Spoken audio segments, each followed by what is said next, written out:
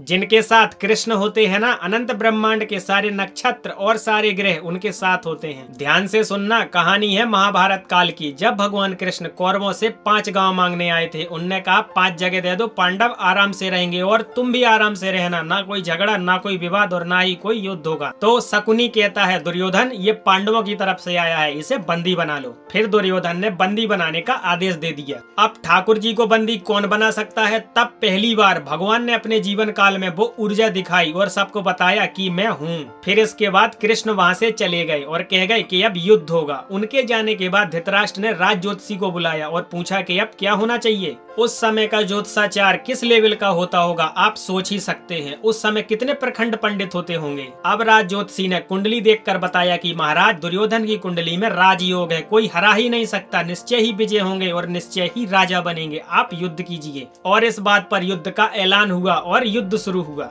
8 दिन बीत गए, कौरवों की आधी सेना निपट गई। धृतराष्ट्र लगातार चिंता में थे और ये साफ दिखाई दे रहा था कि अब कौरवों की हार होगी और निश्चय ही पांडव जीतेंगे। तो फिर से राज ज्योतिषी को बुलाया गया और पूछा गया कि आपने तो कहा था दुर्योधन निश्चय ही जीतेगा और हमारी आधे से ज्यादा सेना खत्म हो चुकी है। तो पता राज ज्योतिषी क्या कहता है? वहाँ कोई है जो ग्रह नक्षत्रों को बदल रहा है, कोई है जो समय के परे है। तब महात्मा विदुर कहते हैं वहाँ कृष्ण है। दोस्तों, तभी कहते हैं जब भी मुसीबत आए तो भगवान की शरण में जाएं, किसी और से ज्यादा भगवान पे भरोसा रखें। अगर वीडियो पसंद आया हो तो कमेंट में जय श्री कृष्णा लिखिएगा और हमसे जुड़ने के लिए चैनल को सब्सक्राइब करें।